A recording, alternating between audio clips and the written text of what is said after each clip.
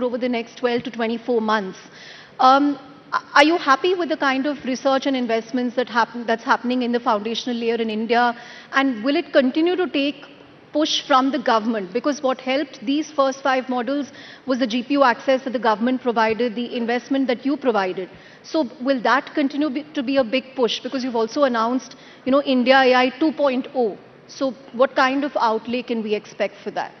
We'll have to scale up our investment, we'll have to scale up our compute to a significantly higher level.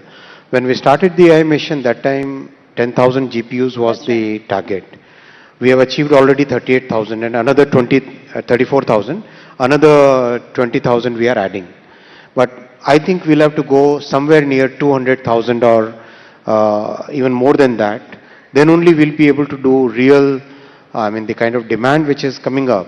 And that is why the recent budget announcement of tax break till 2047, that's very important, because that basically provides that huge momentum to bring the entire world's data to India. We process it, we provide those services using that data in a secure and a trusted manner, because one, India is trusted. As a country, the world trusts us. As an economy, the world looks at us as a trusted partner. So therefore, it's very important that we follow up on all these plans. We'll have to invest significantly higher numbers. Apart from the big announcements which were there in the AI summit, there are many other people who did not decide to announce, but they have the plans to which they will keep unfolding in the coming months, where they would also like to set up significantly large infra facilities throughout the country, so that the talent pool can get the infra which can be then used to provide the services. Right. Ashwini, if I can ask you another question. See, I think the argument that AI could cause job losses, therefore there should be some restraint is not a particularly valid argument. Any new technology, especially on a revolutionary scale, does cause job losses. But there are also adverse impacts. We spoke about this in the context of software. Now, yesterday, you talked about another segment which is of great interest to our industry, which are content creators. Some of these large language models, these AI summaries that we get to read, essentially scrape information and stories and articles that have been created by a lot of content creators, including large media organizations. So what are your views on that? What you said was very welcome for our industry, but what is the solution? Is it revenue sharing, or what is the government looking at? Listen, the content creators and the media houses, you guys invest a lot in getting that entire network where you have the journalists, you have the reporters, then there is an editorial check, and basis all that, finally the content is published. So it's very important that the hard work and the significant amount of effort that you are putting in, that needs to be rewarded in a fair way. So that's why when I interact with counterparts across the world, practically every country is today thinking that there has to be a fairer way of sharing revenue, because the revenue today is basically going to the platform first, then it comes to the content creator. And we have content creators across the country who are creating such huge amount of good quality, high quality content, whether it is music, whether it is cooking, whether it is traditional culture, whether it is traditional folk songs, whether it is science, technology, very interesting ways of explaining things to the young generation. All that is happening today. So therefore, when this Gen Bharat, when they are the content creators, they must get the fair share of the revenue, and the media which has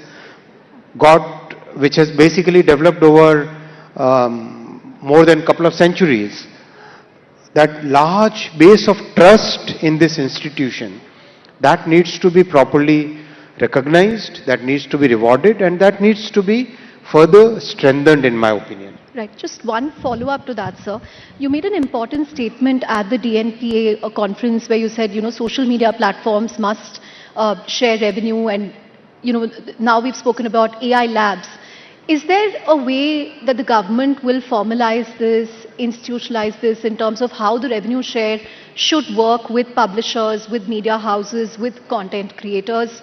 Is it pragmatic? Is there some way to work this out? This needs to be done in a very consultative manner. All the past work that we have done, whether it is Telecom Act or DPDP Act, all these we have done in very consultative manner. We'll do this also in a very consultative manner. Can we have the echo reduced? Echo is very... Okay, let's carry on. Yeah. Pudi? No, I think, yeah. So I just wanted, I think also the first semiconductor production in India, I think starts in a few days of Tomorrow, some of the I think projects. Micron's plant is going on. That's very satisfying. In a very short time frame, I think the foundation stone for Micron plant was done in 23. Yeah, it was done in 23. And here in 26, we are starting the commercial production. Tomorrow, Honorable Prime Minister will start the commercial production. He'll inaugurate the Micron semiconductor plant. And this is where the high bandwidth memory, the most advanced memory which is in huge demand now because of the AI revolution. And this memory is used in practically everything that we use, our laptops, our mobile phones, the cameras, the lighting arrangement, the speaker, everything, every electronics item, the large machines, defense sector, strategic sector, every sector, transportation sector, oil and gas sector, everywhere these memory chips are used. So it's a very good start for the country. 3 more plants have already entered pilot production. Their products are now getting qualified with the customers. And this year we'll have, after Micron, we'll have 2 more commercial productions happening in quick succession. And fourth one will start somewhere around maybe November or December. So it's a very good journey. And the other plants are getting into now more like the machine tool room shifting kind of level where the civil construction is ending and the machines and plants and all other things are now coming in for getting the next phase of their commissioning. It's going on very well. Recently, Honorable Prime Minister laid the foundation stone in Uttar Pradesh for a plant which is HCL and Foxconn joint venture. They will be manufacturing the display control. So every screen that you see, whether it is a screen on your X-ray machine or a screen on on this television, right? This large screen. All these screens, they are driven by chips which are basically the driver module. So they'll be manufacturing that driver module and it's going to be a very large plant, of course in phases.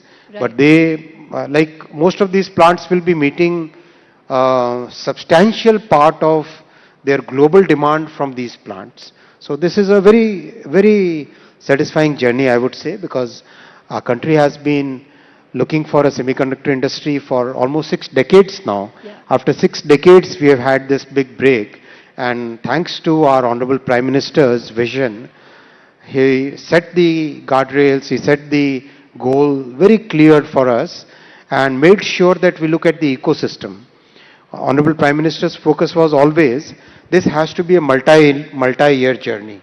This cannot be a one-year program.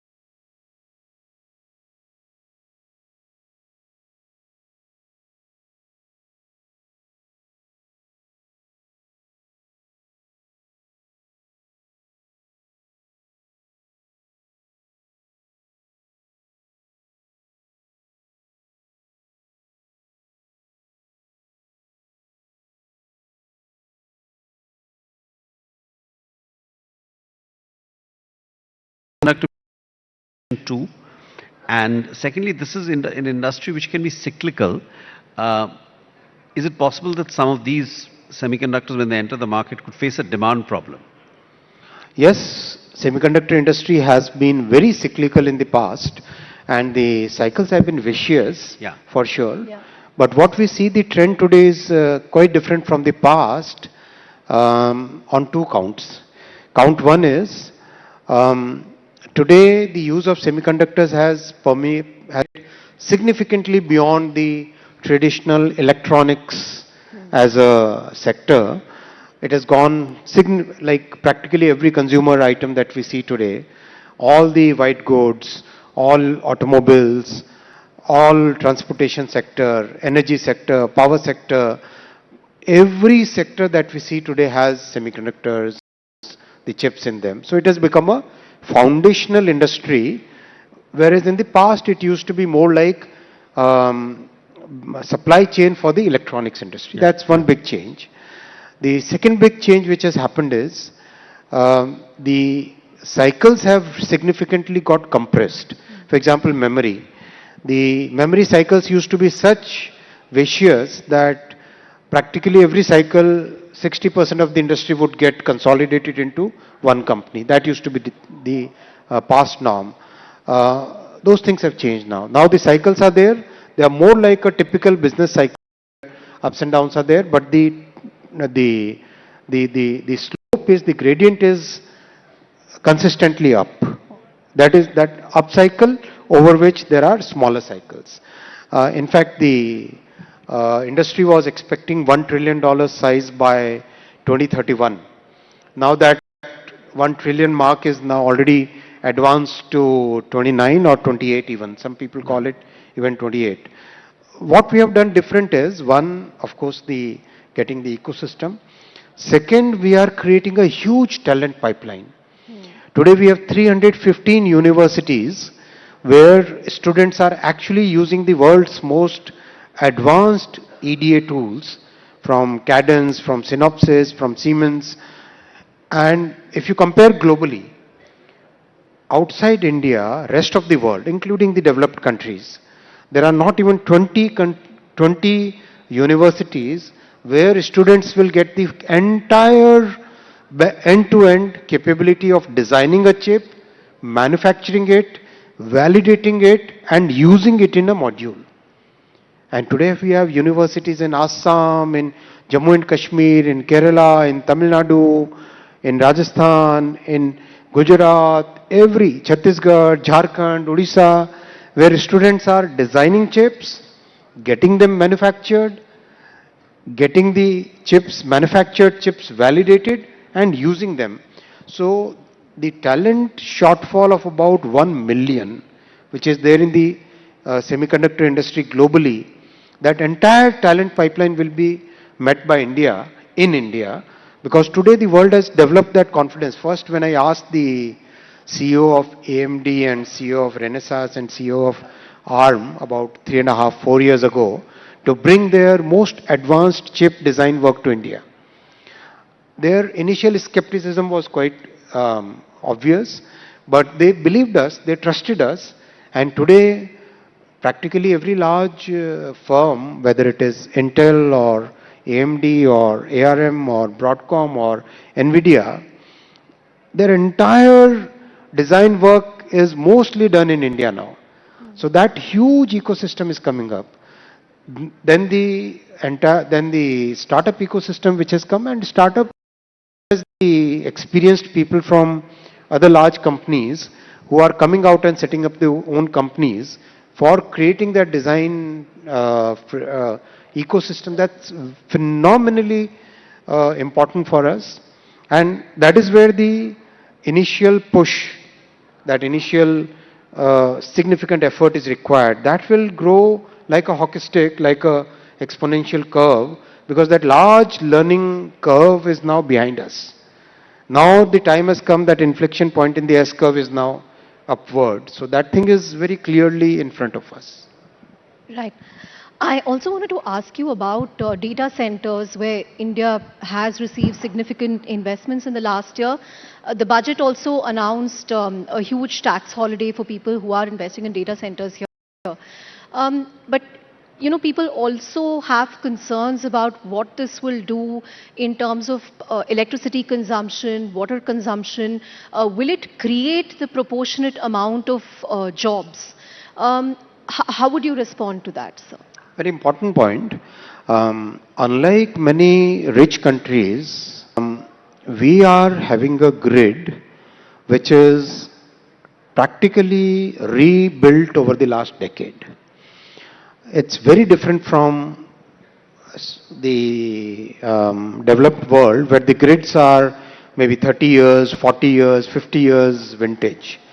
Our grid is designed for that ups and downs which come with the renewable energy. Because our Prime Minister put huge focus on getting the renewable energy capacity, and we are one of those very few countries where our renewable and power generation capacity is today 50% of the total power generation capacity. So that way our grid is substantially robust, first. Second, so many innovations are happening which are reducing the power consumption. There is one startup which is now working on inference chip, which will reduce power consumption by about 70%. 70% kind of reduction which is possible today. I've seen their concept, and the concept looks very logical, and they have got VC funding also. So which means that it's going in the right direction. There are other people, one company met a few weeks ago where they are bringing a liquid cooling system which can practically reduce the requirement of water by 90%. So those innovations are continuously happening. What's important is getting the renewable energy sources, which in our country we have a very significant development of the last decade. Second, getting the grid to be more smart and robust, which is what our efforts in the last 10 years have paid off. So, Ashwini ji also wears his railways hat, but before we move on to railways, I just wanted to ask that one, if he could, there was also an innovation, if one can put it that, held at the AI summit, which in some ways kind of was one of the, I don't want to use the word highlight, but one of the unusual events of that summit. So, it's not surprising the way Congress has kind of gone to a level which basically is, today the entire country is kind of, nobody likes this kind of, when the entire world is assembled here, the entire world is coming to our country, they recognize the value that our country has, and that time doing that very mean thing was something I don't think, how many in the audience feel that they did the wrong thing? Practically, the entire audience feels that they did the wrong thing, right? So this kind of behavior from the Congress is something which the Gen Bharat will not accept, for sure. Our Gen Bharat, the young people, will not accept this kind of mean behavior. The Gen Bharat is looking at the world from optimism. The Gen Bharat is looking at the entire world with a lot of energy, with a lot of positivity, with a lot of enthusiasm. The Gen Bharat wants to create solutions for the world. The Gen Bharat is not into those negative, mean, small thinking kind of things which Congress has done, and Congress will basically be, the country has shown their place to them. So just to go on to railways, so you've talked about 52 reforms in 52 weeks. Tell us a little about that. Your capex, so I think, is also doubled, if my numbers are correct, over the last capex utilization is very high. Yeah. Practically, over last many years now, capex has been increasing from just about 25,000 crore rupees a decade ago. Now it is about 2,72,000 crore, and next year it will be 2,90,000 crore. And capex utilization is very high. Even in the current year, we have As on today, we have done about 94% of our capex utilization, and March has not even started, right? March will be like, so it's going on very well, and the results are also visible. We have done about 35,000 kilometers of new railway tracks, practically electrified the entire railway network. More than about 50,000 kilometers of railway network we have electrified. We have upgraded almost 80% of our tracks. Almost 80% of our tracks we have upgraded to 110 kmph. Coverage installation is going on at a very rapid pace. Stations are getting rebuilt, 1,300 stations. Out of that, 170 already completed, maybe 190 already completed. This is a number 1 month back. So it's progressing very rapidly. More than 160 Vande Bharat trains are already in service. Complete bouquet of total new set of products, totally new generation of trains is there. We have done many reforms in the past. In the past 10 years, series of reforms have happened. In this year, we are planning 52 reforms. Already 4 reforms have been kind of rolled out. And in the coming months, we'll be rolling out many more reforms. These reforms are focused at safety, at passenger convenience, passenger experience, at maintenance practices, at production, manufacturing, construction. Every aspect of railways will see reforms. Right. I think we're out of time, but I just want to sneak in 2 quick questions for you, sir. One is on the IT laws. You know, in your DNP address, you also spoke about how the nature of internet itself has changed and how we are grappling with a completely new internet. So, you know, we know that the government was working on a digital India bill. Is there a need for a complete overhaul of IT laws? And lastly, will India follow in Australia and France's footsteps in age-gating social media platforms, restricting social media for people under 16? What has been decided there? See, in the Digital Personal Data Protection Act, we created a totally new template for the world, which is recognized everywhere. So many ministers have told me across the world they would like to have this as the template rather than the European template with the GDPR template, which is very prescriptive, which is very cumbersome, and it basically doesn't have any scope for innovation to come up. We wanted innovation, pro-innovation, but simultaneously the safety of citizens is very important. So we wanted to balance that, and the same approach we'll follow in our current thought process. The nature of internet has actually changed. Internet, when we were students, and the way in the last few decades, actually in the last 10 years, 15 years, the nature of internet had substantially changed. Platforms are the primary mode through which every kind of content, whether it is news or music or films, or every content is basically today disseminated using the platforms.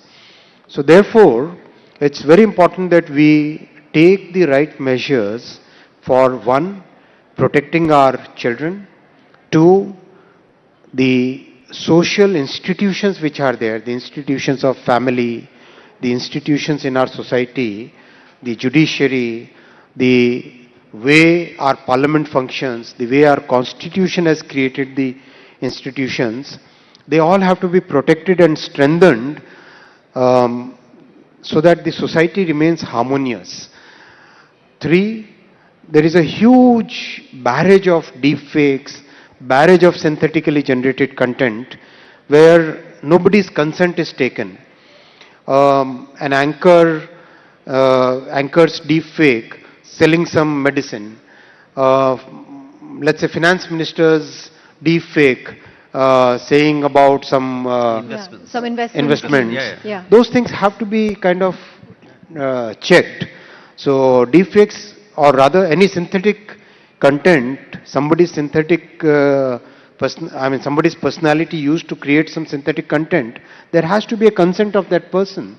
So those constructs are today very important. There are so many misleading advertisements on the social media. There are issues about cybercrime. We have seen so many issues of cyber fraud and cyber crime, where especially the people who are retired, they are basically arrest, digitally yeah. arrested and the bank accounts are kind of taken control of. Those things have to be controlled. Those things have to be checked.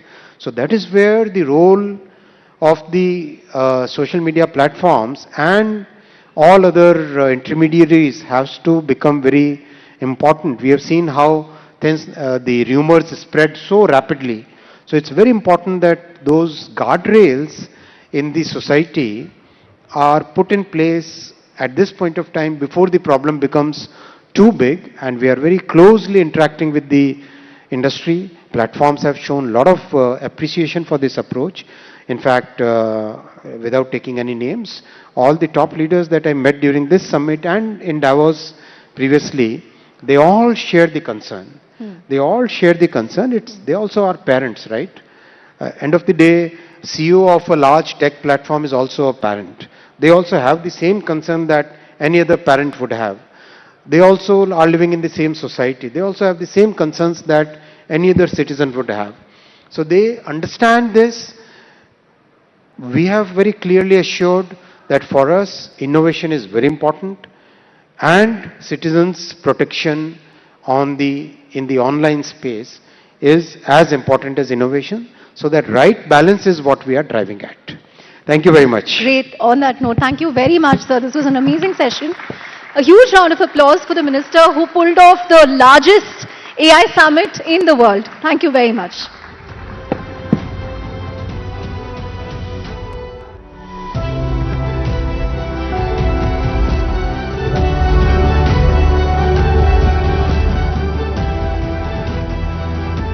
Thank you very much, Mr. Ashwini Vaishnav, Bodhi and Chandra for joining us for a superb session.